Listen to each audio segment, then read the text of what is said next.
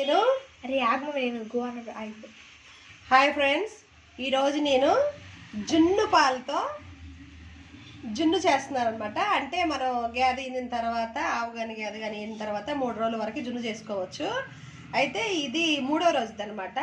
అందుకే నేను వాటర్ కలుపుతాను. అదే ఫస్ట్ రోజు సెకండ్ రోజు అయితే కొంచెం వాటర్ కలుపుకోవాలి, లేకపోతే వాతం బాగా చేస్తుంది అనమాట. ఈ జున్నుని నేను 1 లీటర్ తీసుకున్నాను అనమాట. లీటర్ పాలు.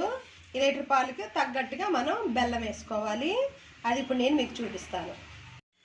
నేను ఇందులో బెల్లము చిన్నగా కొట్టి తీసుకున్నాను అనమాట మిక్సీ జార్లో.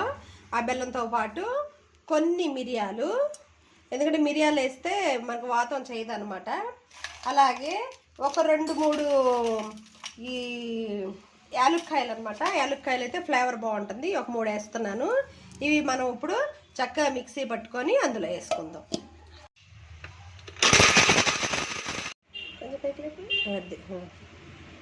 ఇక చూసారు కదా, చక్కగా మెత్తగా వచ్చేసింది. దాంతోపాటు ఎందుకంటే ఎక్కువసేపు మనం అది నానకపోయింది అనుకో, అది రాళ్ళకు కనపడిద్ది అనమాట. అది చక్కగా ఇట్లా పౌడర్ చేసుకుని మంచి స్మెల్ వస్తుంది అనమాట.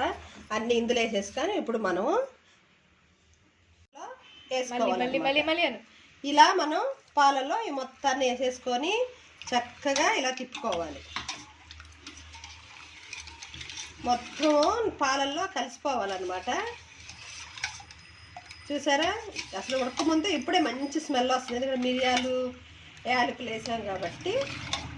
అలాగే కొంచెం మనము 1 స్పూను 2 స్పూన్ల వరకు కూడా పంచదార వేసుకోవాలి. అప్పుడు ఆ ఫ్లేవరు కొంచెం బాగుంటుంది అనమాట. అట్లా ఇప్పుడైతే నేను వేయట్లేదు పంచదార. మీరు వేసుకోవాలనుకుంటే ఒక 2 స్పూన్లు వేసుకోవచ్చు. ఇలా మొత్తం కలియబెట్టుకొని తర్వాత మనం ప్రాసెస్ చూద్దాం. మనం ఇలా ఇడ్లీ పాత్ర ఉంది కదా, ఆ పాత్రలో ఇక్కడ వరకు మనం కొంచెం నీళ్లు పోసుకొని అది కొంచెం వేడెక్కిన తర్వాత వెలిగించేసాను ఆల్రెడీ. వేడెక్కిన తర్వాత మనం ఏదైతే పెట్టుకున్నామో ఆ పాలదాన్ని నెమ్మదిగా ఇందులో వదిలేయాలన్నమాట. వాటర్ ఇట్లా పెట్టేసేసుకొని చక్కగా దీనికి మనం మూత వేసేసుకుందాం. మూత వేసుకుని ఒక 15 మినిట్స్ తర్వాత చూసుకోవాలి. ఇది మీడియం ఫ్లేమ్లో పెట్టుకోవాలి, హైలో పెట్టకూడదు. ఇది ఉడికిన తర్వాత ఎలా ఉందో చూపిస్తాను. ఉడికిందో లేదో చూద్దాము. చక్కగా ఉడికిపోయింది. ఉడికిందో లేదో చూడాలంటే ఒక సన్న సువ్వ కానీ ఇంకేదన్నా స్పూన్ కానీ పెట్టుకోవాలన్నమాట. ఎట్లా అంటే ఇలా నేను చాకు పెడుతున్నాను. ఇలా లోపలికి ఇలా పెట్టి ఇలా తీస్తే దానికి ఏమి అంటకూడదు. చూడండి, ఏమి అంటలేదు. ఒకవేళ ఉడకపోతే అంటుతుందన్నమాట. అంటే ఇంకా ఉడకలేదు, టైం పట్టిద్దని. ఇప్పుడు ఉడికిపోయింది కాబట్టి దీన్ని వేరే ప్లేట్లోకి తీసుకుందాం. చల్లారిన తర్వాత చక్కగా సైడ్ని ఇలా అనుకోవాలి. అంటే కరెక్ట్గా అది అంటుకోకుండా కొంచెం లూజ్ అయ్యి రావడం కోసం అన్నమాట. 3వ రోజు పాలు కాబట్టి కొంచెం షేప్ రాకపోవచ్చు, అంటుకుంటుంది. ఇలా రౌండ్గానే చేసి ఇప్పుడు దీన్ని మనము ప్లేట్లోకి తీసుకుందాము.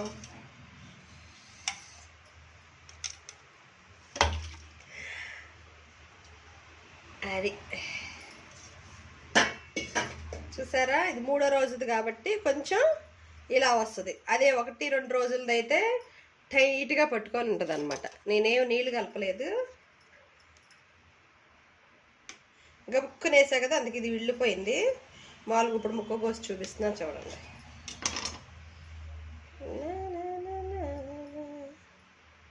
ఇది చక్కగా నోట్లో వేసుకుంటే జారిపోద్ది అనమాట. ఇంతే. ఈ వీడియో కనుక మీకు నచ్చుంటే షేర్ చేయండి, లైక్ చేయండి, కామెంట్ చేయండి. అదేవిధంగా మరొక వీడియోతో మీ ముందుకు వస్తాను. అంతవరకు సెలవు. నమస్తే, బాయ్, ఉంటాను.